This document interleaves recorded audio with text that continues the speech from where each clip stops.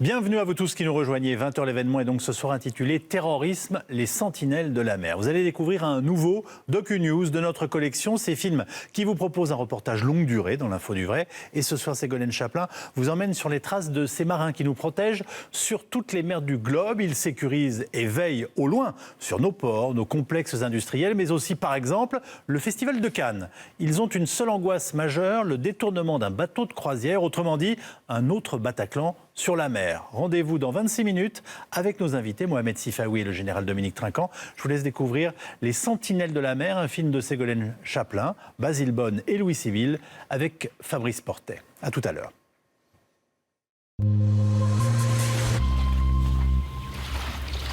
Un proverbe dit « Une mer calme n'a jamais fait de bons marins ». Mais pour lutter contre le terrorisme, pas question pour la marine d'attendre la tempête. 2 personnes à bord, 2 personnes à bord. La menace est réelle. Des projets d'attentats en mer ont déjà été déjoués.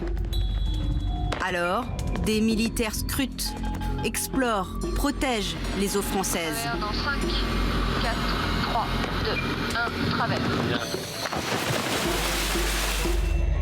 Ce sont les sentinelles de la mer.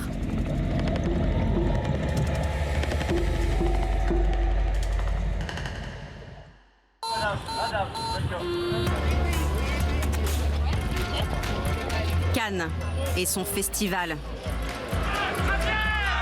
Ses stars. Et ses centaines de milliers de visiteurs.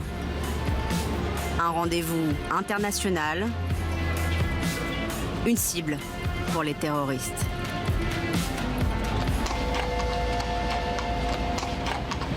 À terre, impossible de rater le dispositif de sécurité.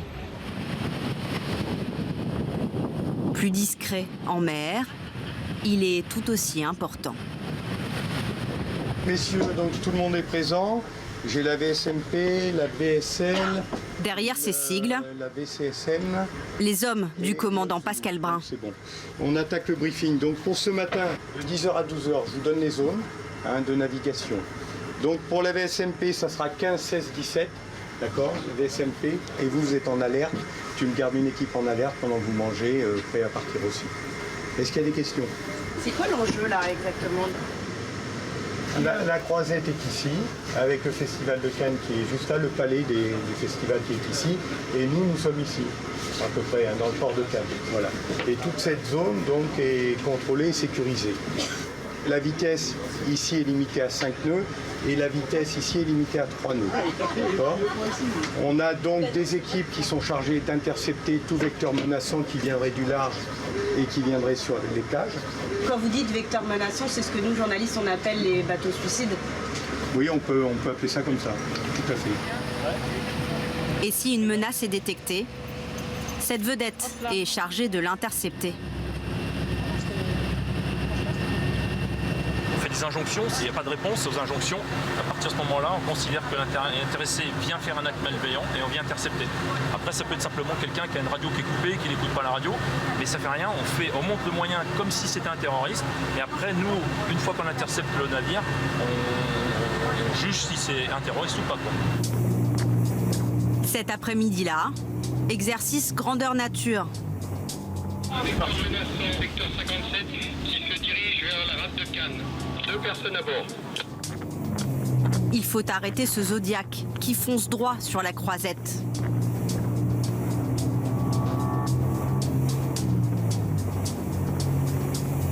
Par rapport à la terre, c'est quoi la principale différence en fait? C'est que sur les bateaux, les gens ne sont pas disposés de la même façon que dans une voiture.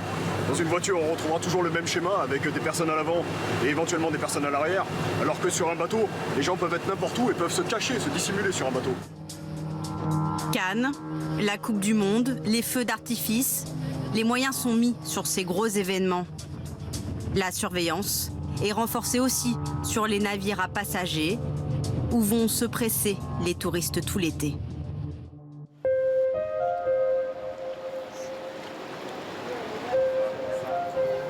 L'insouciance des vacances doit être protégée. C'est le scénario redouté, l'attentat en pleine traversée. On peut décider de travailler sur le. Depuis 2 ans, des patrouilles sont organisées à bord des ferries.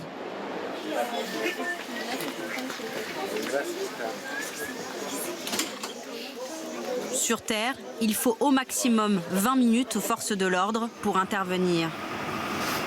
En haute mer, l'opération est beaucoup plus complexe. La marine française veut gagner en rapidité. Alors, elle multiplie les exercices. Vous travaillez sur des scénarios Là, on travaille sur des scénarios de tuerie de masse. type Bataclan. Type Bataclan.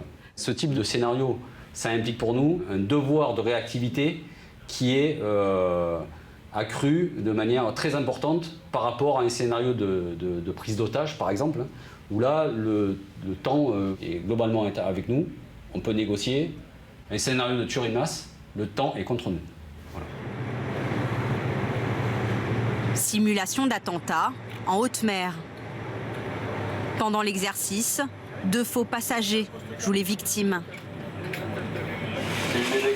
Adjudant-volant du lieutenant, en fait, c'est 2 équipes. Je veux 2 équipes sur le pont 5. Alors que les pompiers éteignent l'incendie avec les moyens du bord,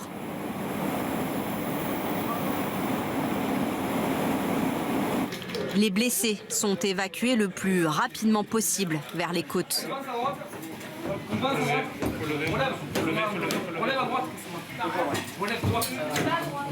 Il va falloir intervenir à potentiellement plusieurs centaines de kilomètres à bord d'un navire, donc une grande distance, avoir une capacité de projeter très loin du matériel, du personnel, dans des conditions d'environnement, météo, état de mer, potentiellement très hostiles. Donc un milieu qui est connu, qui est maîtrisé par les marins, mais pas par tous les acteurs qui vont devoir être projetés sur le lieu de l'action. Un attentat sur un ferry. Ce scénario catastrophe a déjà eu lieu. C'était il y a 30 ans, presque jour pour jour. La Grèce en état de choc après l'attaque d'un bateau de croisière hier soir en mer Égée à quelques milles au sud d'Athènes. Le 11 juillet 1988, 400 passagers font cap vers les îles grecques, à bord du City of Poros. Lors de la 2e escale, 3 terroristes palestiniens montent à bord. L'assaut va durer 10 minutes. Bilan, 9 morts et des dizaines de blessés. Voici ce qui me reste de ce qui est de l'attentat. Magali était l'une des passagères. Donc je suis ici sur les photos, je suis là. Là, vous avez quel âge? J'ai 17 ans. J'ai 17 ans, ma sœur a 15 ans. Juste avant l'attentat, elle profite des derniers rayons de soleil avec ses copains. On était vraiment bien détendus et tout, on discutait, on racontait des bêtises. Enfin bon voilà, le truc 14, 15, 16, 17 ans. Et on a été surpris par un bruit mais violent, un bruit d'explosion. Et les machines se sont arrêtées net, jusqu'à ce qu'on entende la mitrailleuse, quoi. Enfin le ta-ta-ta-ta-ta comme ça, quoi. C'est le bruit qu'on a entendu, quoi. Et c'est là qu'on a vu l'horreur, quoi. Là, il y avait des gens qui étaient par terre, allongés, qui ne bougeaient plus. Du sang partout. La cabine du capitaine du bateau était justement embrasée. À présent, c'est la panique. Il faut s'enfuir. Quitter par tous les moyens ce navire en flammes.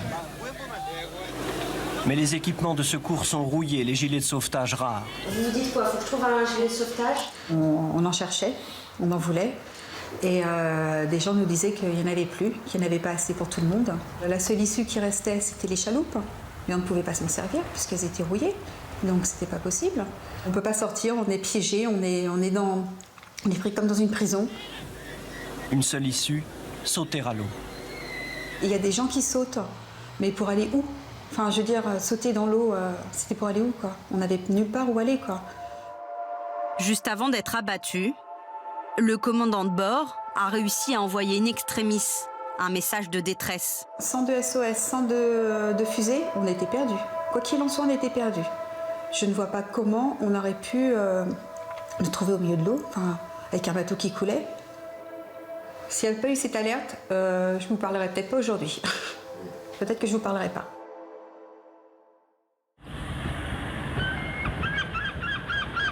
Surveiller la mer, c'est aussi surveiller les ports. Celui de Fos-sur-Mer est l'un des plus sensibles de France. Ses raffineries, ses industries chimiques, une cible pour les terroristes. Nicolas de Charlie. Nicolas sur écoute. Je leur ai dit de ralentir un peu.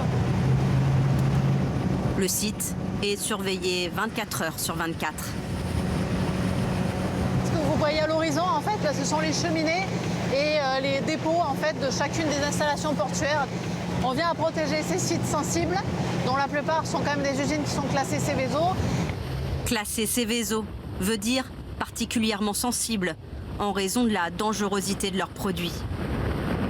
Des sites qui, en cas d'explosion, provoqueraient une catastrophe industrielle majeure. On va surveiller le plan d'eau et contrôler tous les navires qui vont rentrer et sortir. Ce matin-là, c'est le Wilson Astakos qui a le droit à un contrôle surprise. Et généralement, ça se passe bien. De toute façon, les équipages n'ont aucun intérêt à opposer une résistance, puisque s'il le faut, voilà, on emploie la force pour monter à bord.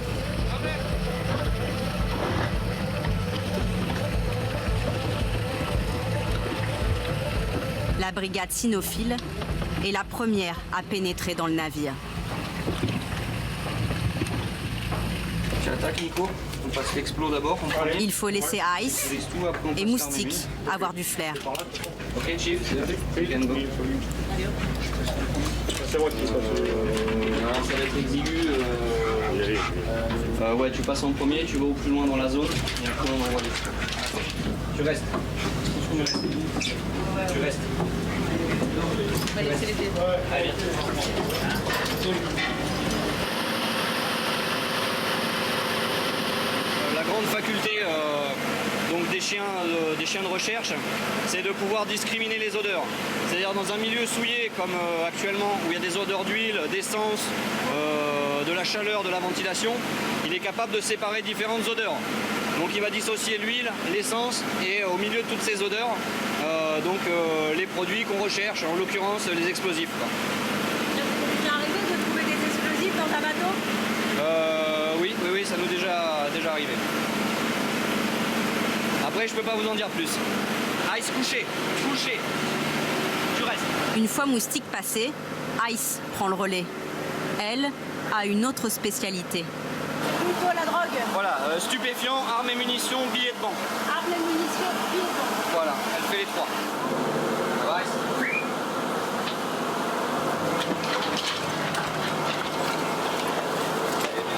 C'est mieux. Alors la grosse différence du stupéfiant et de l'explosif, c'est qu'en explosif on peut rien toucher, ouvrir aucun tiroir, rien du tout, en cas de piégeage. Alors que le stupéfiant, on peut ouvrir des portes, des tiroirs.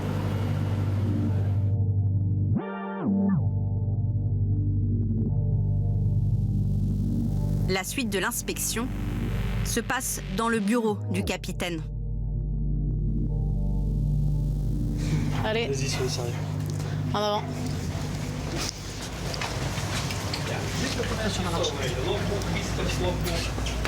We will have to see the passport and the Siemens book as well. Yeah, no if it's problem. possible. Okay, thank you. You need crew list as well? Yes, crew list member as well. Can you give me please a copy of your crew list? Yeah. Your ship's particulars. Okay. Et après, bien sûr, on va chercher à glaner des renseignements. En fait, ses voyages précédents, ses dernières escales, quelle a été son activité, si celui-ci vient d'Italie. Voilà, on va chercher à savoir qu'est-ce qu'il y a fait, pour quelles raisons il y est allé, où est-ce qu'il va ensuite, voilà. En fait, c'est une manière de collecter du renseignement, de faire des vérifications et de collecter du renseignement sur voilà, qui rentre en fait sur le territoire national et pour quelles raisons.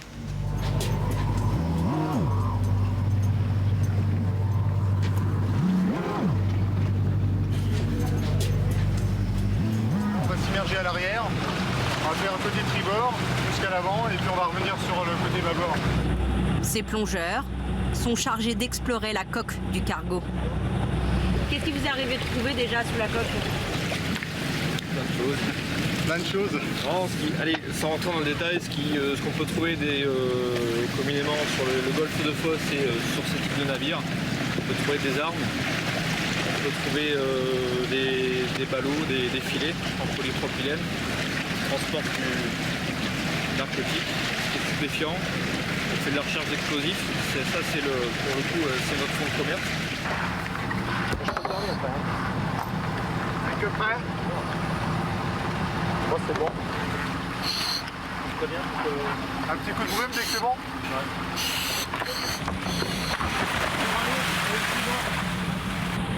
Il peut se plonger 11h01.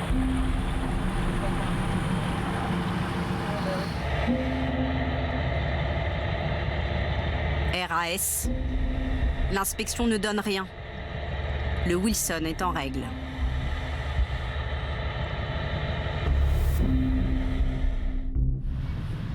Retour sur Terre, au COM, le centre opérationnel de la marine. Un lieu sensible, ultra protégé.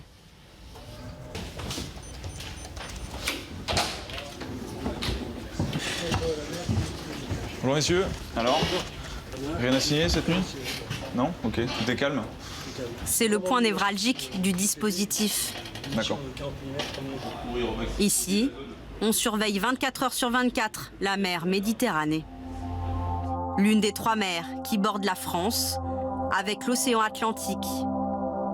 Une mer très exposée qu'elle partage avec 22 autres pays et où les zones de crise sont multiples. Donc la Méditerranée, c'est une mer fermée. Elle est bloquée d'un côté par le canal de Suez et de l'autre par Gibraltar. Tout ce qui passe dans la mer Méditerranée passe au sud de nos côtes, puisque statistiquement, il passe par Suez et par Gibraltar, donc tout traverse la Méditerranée. Donc cette zone, c'est 4 jours de transit en longueur et 1 journée en hauteur. Et donc notre rôle à nous, c'est de maîtriser la situation en Méditerranée depuis le début jusqu'à la fin. C'est-à-dire pour assurer la défense maritime du territoire au plus proche de nos côtes, notre défense commence au large et le plus loin possible. Et pour notre zone de responsabilité, ça commence dès Suez, dès la Syrie aujourd'hui, dès la Libye. 20% du trafic maritime mondial passe par la mer Méditerranée. Ça, c'est l'image du flux commercial. C'est essentiellement les bâtiments de commerce qui transitent en Méditerranée. Qu'on se rend compte que de manière globale, le système mondial de flux de marchandises passe par des points, des nœuds en fait. Des nœuds de communication, tout comme vous auriez des nœuds de stations de métro à Paris. Ce qui se passe en Méditerranée, c'est que c'est un espace très exigu. Donc on a une artère principale qui va de Suez à Gibraltar et qui draine quasiment l'intégralité de ce flux. Dans cette densité de trafic, vous pouvez masquer tout un tas d'autres trafics qui, eux, sont illicites. Qui, la plupart du temps, ne s'affichent pas, c'est-à-dire ne mettent pas leur système d'identification. Donc tout le jeu, c'est finalement d'aller chercher le signal utile et important dans ce bruit de fond qui est le trafic marchand méditerranéen. Donc trouver des menaces dans ces flux, c'est chercher une aiguille au milieu d'une meule de foin.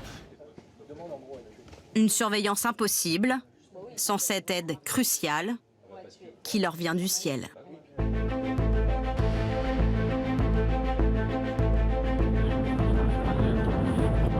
Tous les jours, un Falcon 50 survole la Méditerranée.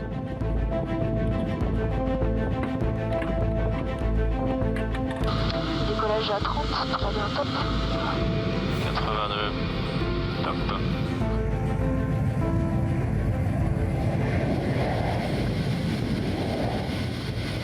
Nous sommes les yeux de la préfecture maritime, c'est-à-dire qu'on est le moyen pour eux de couvrir toute la Méditerranée en fait en un vol. On a 6 heures d'autonomie et là actuellement on transite à 600 km/h. Du coup on peut couvrir des zones qui sont énormes. Et bien qu'on soit en l'air, c'est la marine nationale qui pilote. Nous sommes des équipages de marins, on connaît particulièrement la mer et les bateaux. Écho très léger gauche, 024, 9 nautique 5. On remarquera tout ce qui n'est pas normal, par exemple des bateaux de pêche sans équipement de pêche, des ferries où on ne verrait plus personne sur les ponts alors qu'il fait beau et qu'il fait chaud dehors. On est parti pour la patrouille, c'est bon? C'est parti. Allez, on vient au 120, 13 nautiques, petit écho. 120, 13. À bord, le radariste est chargé de repérer les bateaux. Le premier écho dans le 150, 15 nautiques. Dans l'axe. Tu peux me dire ce que c'est, Gabriel? Alors 026, 15 nautiques. J'ai rien dans les 15 nautiques, moi. Ok. Et on descend au 15. On va voir ce que c'est, ça me permettra de nous calibrer. Pour glaner un maximum d'informations, Eh bien, début descente, 5000 pieds, 8 degrés. Reçu. l'avion de la marine descend au plus près des navires. Allez, 10 secondes à droite. Travers dans 5, 4, 3, 2, 1, travers.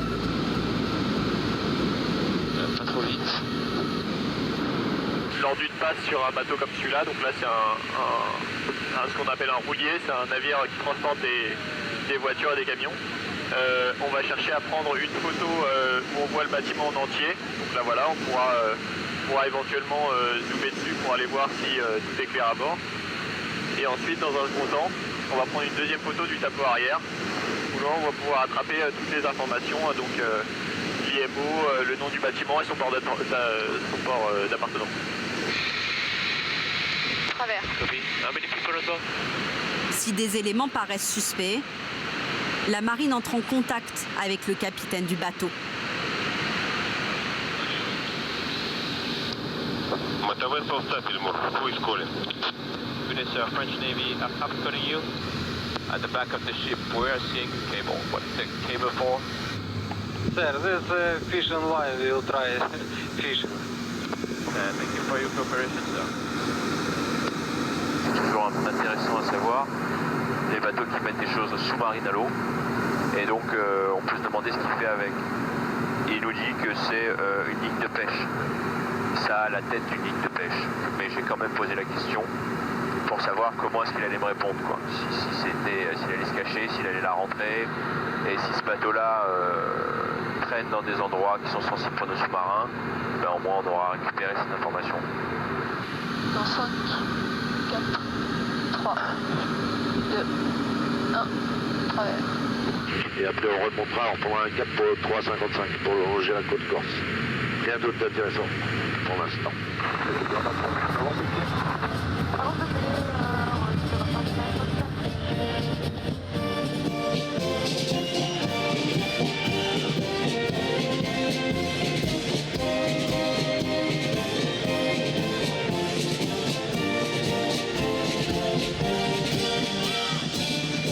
Cet après-midi-là, à Toulon, c'est jour de crunch. L'équipe de rugby de la Marine nationale affronte celle de la Royal Navy.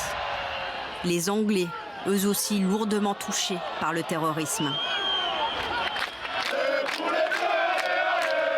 Sous les encouragements dans les gradins, de centaines de militaires de toutes les armées confondues. Mais ce n'est pas seulement pour l'amour du sport qu'ils sont là. Le match est dédié aux blessés de l'armée.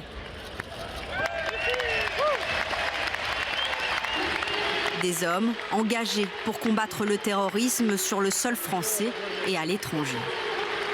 Magnifique occasion de rendre hommage aux militaires blessés de notre pays. Merci beaucoup aux camarades qui ont été touchés par leur chair pendant l'opération de cette rencontre. Ils sont justement sensibilisés aux difficultés de camarades qui ont été blessés. Vous exprimez votre solidarité à leur profit au profit de leur famille.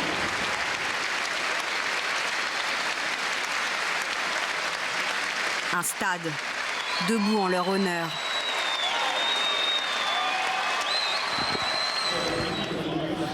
C'est la première fois que ces blessés voyaient ça. C'est un moment lourd en émotion.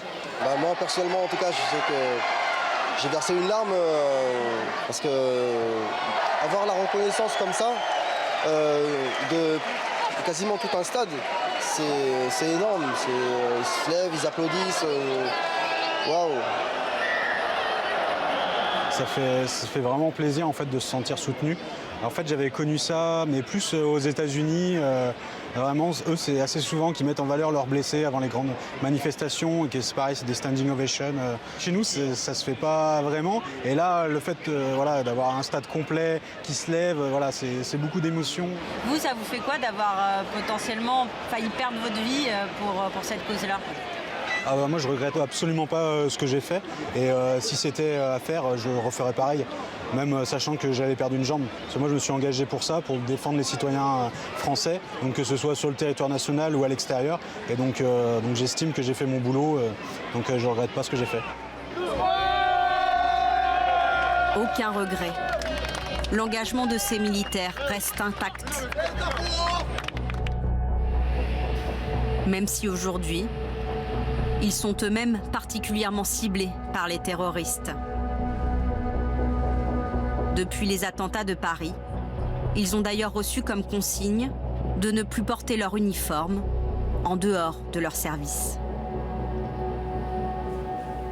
Reportage passionnant et émouvant intitulé Les Sentinelles de la mer, un docu-news de l'info du vrai, film de Ségolène Chaplin, Basile Bone, Louis Sibille avec Fabrice Portet. Je vous présente les invités qui participent à cette émission et qui vont commenter cette actualité dont nous parlons ce soir. Mohamed Sifaoui est journaliste, réalisateur et écrivain. Vous dirigez le magazine Contre-terrorisme. En une de votre trimestriel, Daesh, osons un tribunal pénal. Et je rappelle votre dernier livre, Une seule voix, l'insoumission, paru aux éditions Plomb. Nous sommes aussi avec le général Dominique Trinquant, qui est lui ancien chef de mission militaire auprès de l'ONU. Vous dirigez désormais les relations extérieures du groupe Marc.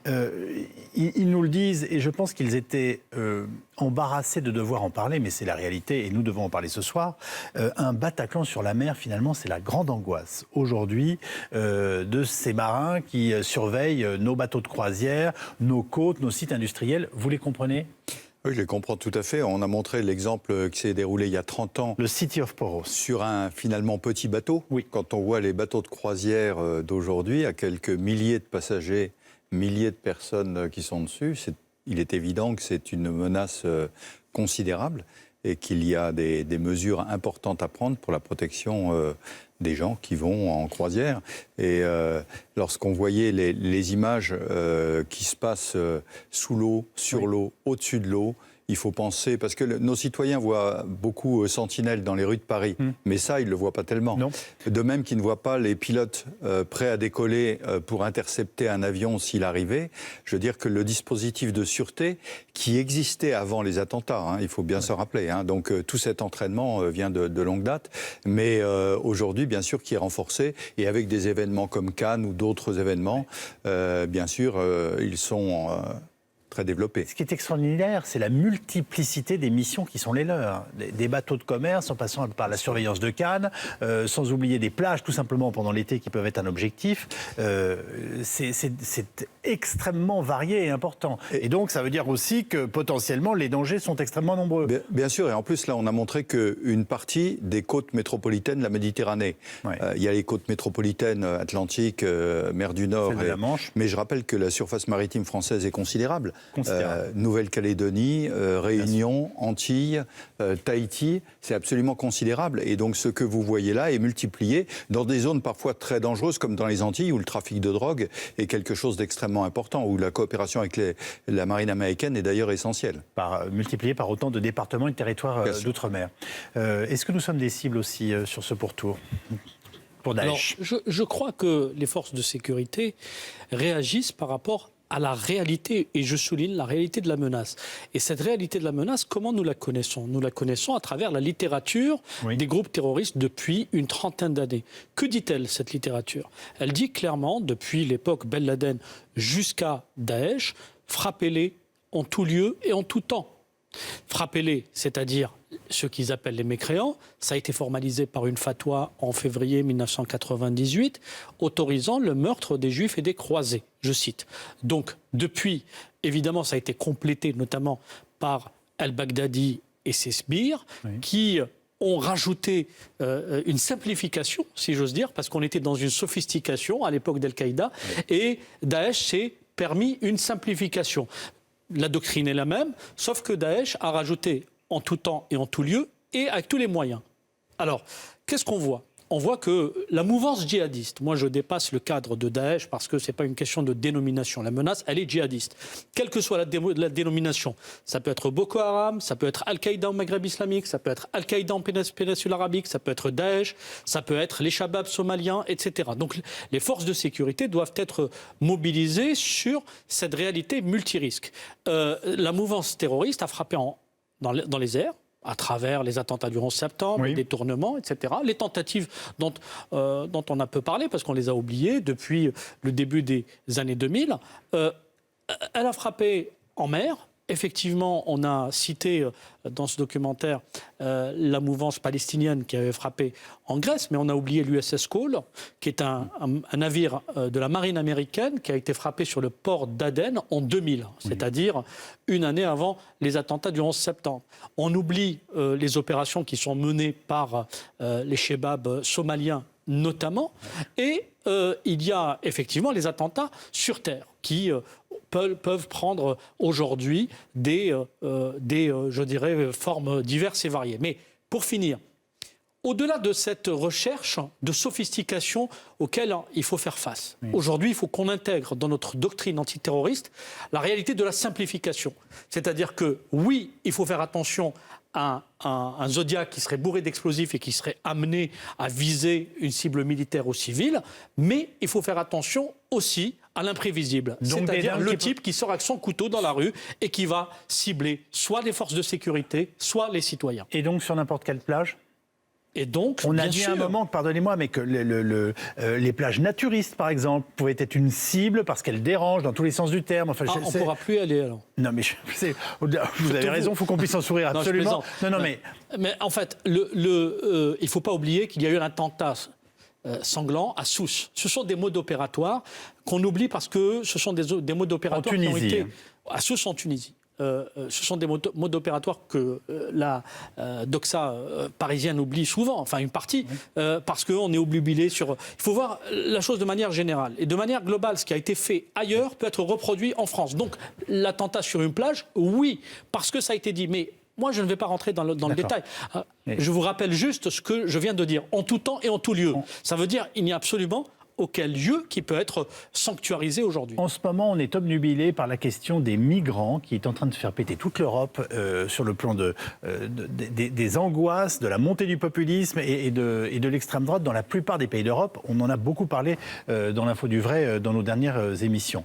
Est-ce que les bateaux de migrants ont d'une quelconque façon à un moment ou une autre, et les parcours des migrants ont été d'une certaine façon infiltrés par les organisations terroristes? Est-ce qu'on a des éléments là-dessus? Dominique Trinquant. Oui, alors ça peut être des vecteurs d'infiltration, effectivement. Lorsque vous avez un bateau qui a des centaines de personnes à bord, il peut y avoir à l'intérieur quelques personnes infiltrées. Maintenant, je pense que les terroristes, puisque c'est un mode d'action le terrorisme, les terroristes sont suffisamment préparés, infiltrés pour ne pas risquer leur vie sur un bateau tel que c'est le cas actuellement. Parce que je rappelle que quand on les voit arriver, c'est le bateau qui les a ramassés. Mais au départ, ils partent sur des espèces de bouées et sont largués au large. Donc c'est très très dangereux. Donc je pense que les 3/4 des terroristes n'ont pas ce mode d'infiltration pour venir chez nous.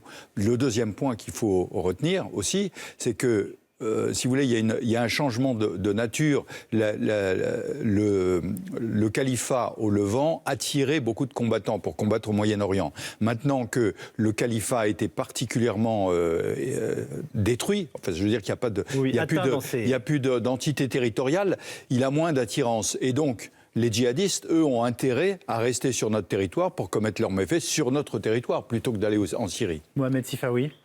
C'est une question très politique, vous en êtes conscient, oui, qui est brûlante, parce que, évidemment... Alors, maintenant, on est sur une ligne de crête. Un démocrate se reconnaissant dans les valeurs de la République, comment doit-il répondre avec toute l'honnêteté intellectuelle qu'implique ce dossier?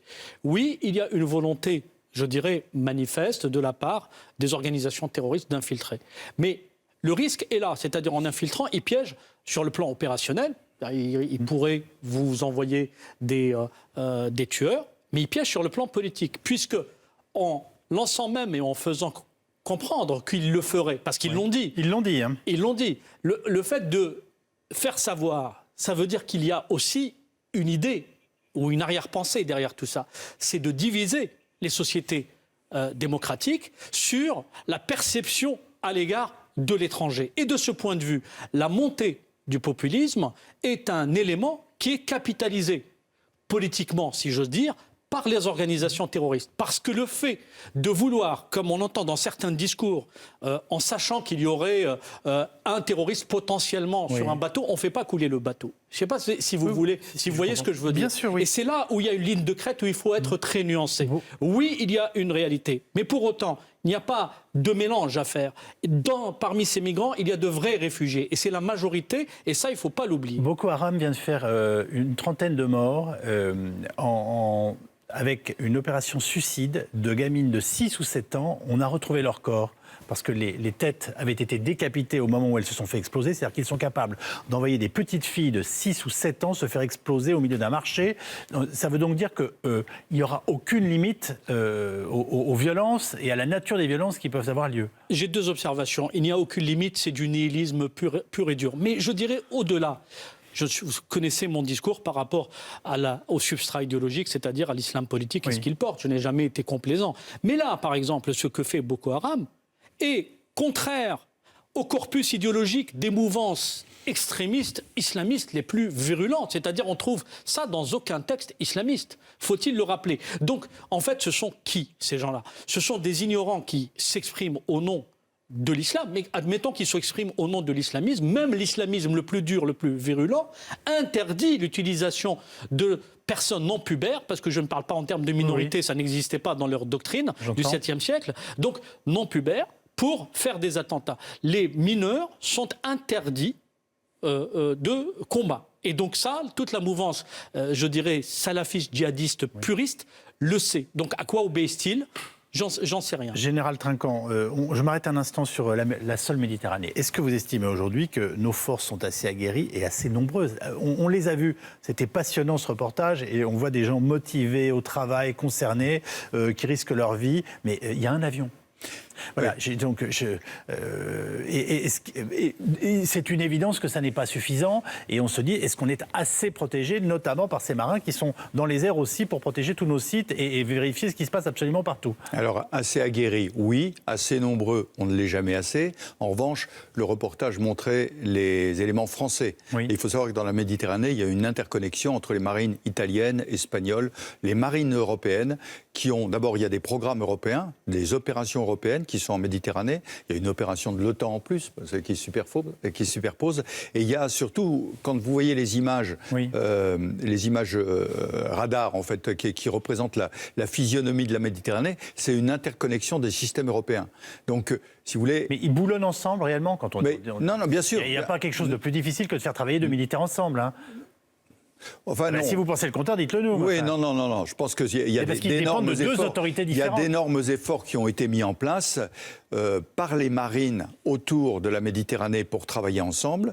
Pardonnez-moi, j'insiste, il y a selon vous une coopération des pays de la Méditerranée qui luttent contre le terrorisme pour se passer des informations. Bien sûr. Si un bateau peut inquiéter et échappe à un moment à un contrôle français, les Italiens le sauront et en parleront au grec. Cette coopération, elle existe. Alors maintenant, est-ce que c'est toujours suffisant? Évidemment non. Il y a forcément à un moment... Je parle de la Grèce... Pour les spectateurs, amusez-vous à regarder une carte de la Grèce et vous verrez la difficulté qu'il y a à contrôler l'ensemble des îles grecques et du parcours. C'est incontrôlable. C'est pour ça que je dis qu'il n'y en a jamais assez. Oui. Mais ceci étant, l'interconnexion existe, le travail, la collaboration existe, et ceci doit être renforcé. Souvenez-vous des grandes vagues migratoires qui sont arrivées par la Méditerranée, où on parlait de Frontex et du renforcement européen de ces zones-là. Il y a un effort toujours à faire là-dessus. Maintenant, vous avez vu le grand professionnalisme de toutes ces équipes, qu'on voyait dans un reportage, bien sûr, un peu condensé, mais c'est une pratique quotidienne. Je retiens que le terrorisme qui vient de la mer n'est pas une vue de l'esprit, qu'elle existe, c'est un support parmi d'autres d'entrée sur nos territoires, d'attaque.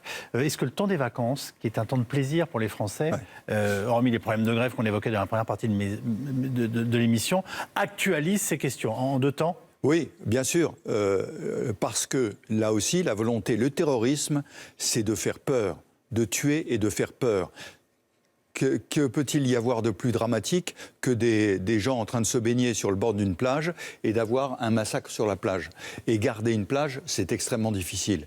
Donc, évidemment que ça peut être des cibles. Et puis, vous parliez des plages de nudistes, mais simplement les corps dénudés, ce sont des cibles pour les djihadistes.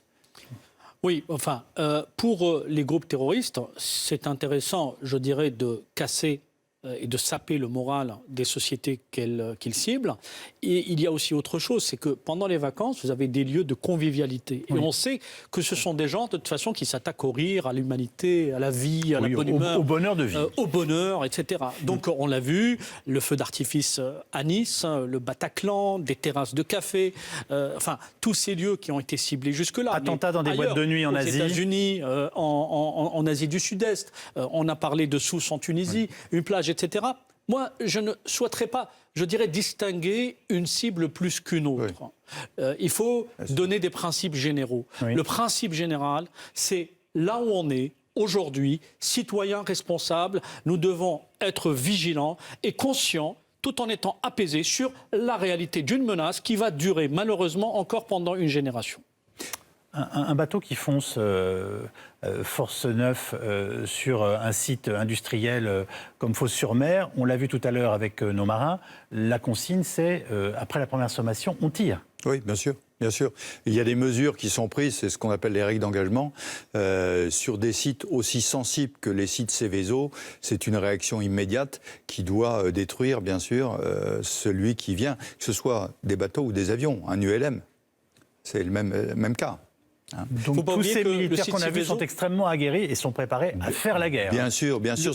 Les sites Seveso, un site Seveso a déjà été visé en Isère par le terroriste Yassine Sali qui avait égorgé précédemment son patron et avait tenté de rentrer avec un véhicule qui était chargé d'explosifs qui, heureusement, n'a pas fonctionné. Voilà ce que nous pouvions vous dire ce soir après ce film sur ce que nous avons appelé les Sentinelles de la mer. Merci beaucoup à l'un et à l'autre d'avoir participé à cette seconde partie d'émission.